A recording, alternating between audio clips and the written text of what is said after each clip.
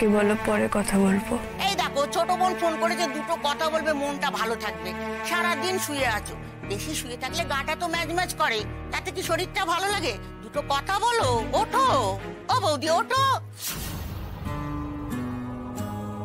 ও ছোটদি, ছোটদি দাঁড়াও, আমি দিদিকে দিচ্ছি।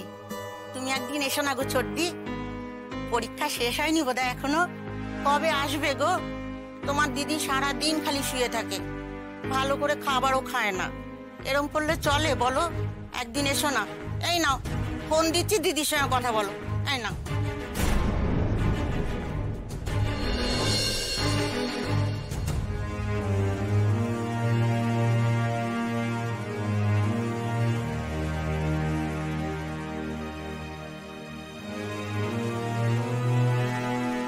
বল। বল মানে? কখন থেকে ফোন করছি তোকে, ফোন ধরছিস না কেন? তোর ফোনটা তোর হাতের কাছে নেই? ও, ফোন করছিলিস কেন? শুনতে পাসনি? না, খেয়াল করিনি। অদ্ভুত, এত আনমনে হয় কি ভাবছিলি যে ফোন বেজে যাচ্ছে তুই খেয়াল করিসনি? নমিতাদির ফোনটাও তো ধরতে চাইছিলি না। কি হয়েছে বলতো তোর? মানে আমার সাথে কথা বলারও কোনো আগ্রহ নেই তোর মধ্যে, কেন? ঘুম পেয়েছে। দুপুরবেলা কবে ঘুমোস রে তুই? হ্যাঁ, আর এরকম বলে কথা বলছিস কেন, যেন জোর করে কথা বলছিস? কি হয়েছে বলতো তোর? বললাম তো কিছু না, ঘুম পেয়েছে। দিদি ভাই, তোর ঘুম পাওয়া গলা কিন্তু আমি খুব ভালো করে চিনি, তাই এইসব গল্প অন্য কাউকে দিবি কেন? করছিস এরকম? নমিতা দি বলছিল তুই সকাল থেকে কিছু খাচ্ছিস না, কথা বলছিস না, খালি শুয়ে আছিস। কেন, কি হয়েছে তোর? কি বললো? দিব্যি তো খাচ্ছি দাচ্ছি, ঘুমোচ্ছি, ঘুম পাচ্ছে এখন আমার। ঘুম পায় বুঝলাম, ঘুমটা কি হয়? হয়তো হয়, চোখ বুজে শুয়ে থাকতে ভালো লাগে। বিল্লি কোথায়? ও কি তোর কাছে? না। তাহলে কোথায়? নমিতাদির কাছে। এই সময় নমিতাদি সামলাচ্ছে কেন? তুই তো কিছু করছিস না, ওর সঙ্গে তো খেলতে পারিস। ও আমার কাছে এলে কাঁদে, বাড়িতে অনেক লোক আছে, ওকে দেখে রাখে। ও, সেই জন্য সবার হাতে ওর দায়িত্ব ছেড়ে দিয়ে নিজে বসে আছিস।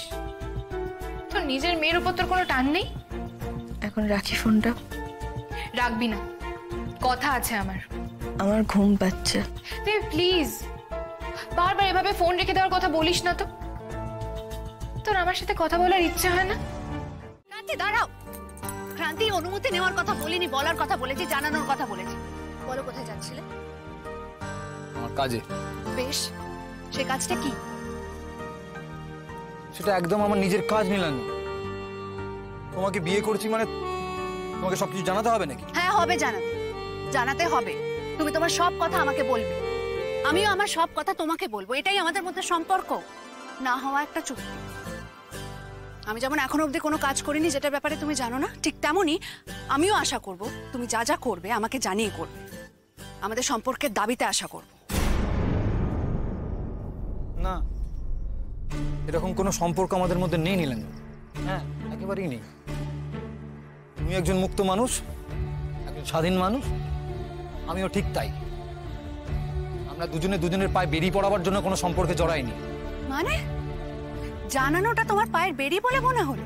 মানুষ তো নিজের নিরাপত্তার জন্য একে অন্যকে জানায়। ধরো আজ যদি তুমি কোনো বিপদে পড়ো, আমি যাতে তোমাকে বাঁচাতে পারি।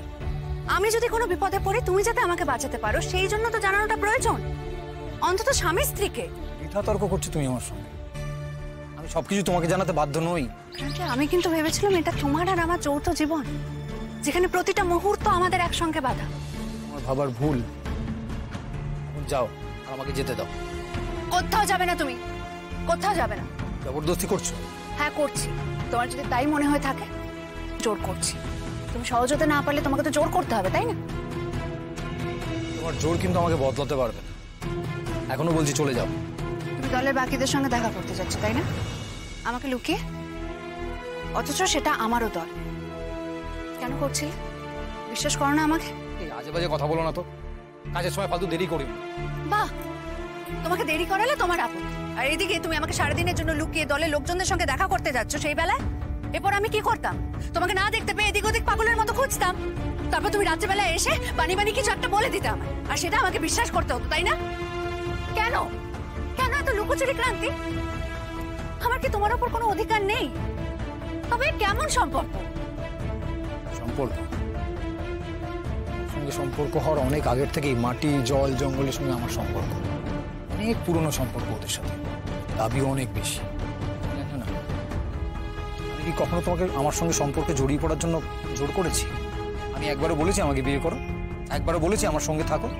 জেল থেকে বেরোবার পরও আমি তোমাকে বলেছিলাম যাও ফিরে যাও, কিন্তু তুমি শোনো না, তুমি স্বেচ্ছায় এই জীবন বেছে নিয়েছো। তুমি কি তাহলে এই সম্পর্কটার জন্য এখন হাত কামড়াচ্ছ? তোমার মনে হচ্ছে কেন জড়িয়ে গেলে এই সম্পর্কে, তাই এত কিছুর পর হাত তুলে নিয়ে বলতে চাইছো তুমি চাওই নি এই সম্পর্ক? বিন্দুমাত্র আগ্রহ নেই আমার প্রতি? বাজে বাজে কথা আসছে কেন বলো তো? তোমাকে তো আমি আগেও বলেছি, এখনো বলছি। দেখো, আপনার গাঁয়ের মানুষ, সোজা সাপটা লোক, আমাদের মধ্যে না এত মার প্যাঁচে। আর আমি বিয়ে করে সুখে শান্তিতে সংসার করবো সেজন্য আমি জন্মাইনি। আমার কাছে পাখির চোখ একটাই, সেটা হলো আমাদের লড়াই। আমার তো কদিনের শখ নয়। শখ? আমার মনে হলো কেবলমাত্র শখে আমি শহরে ফিরে না গিয়ে থেকে গেলাম। আমার মনে হলো কেবলমাত্র শখে আমি আদালতে সব সত্যি কথা বলে পার পেয়ে যাওয়ার সুযোগ পেয়েও বলিনি, কেবল শখে। বাহ, চমৎকার চমৎকার ক্রান্তিভূষণ।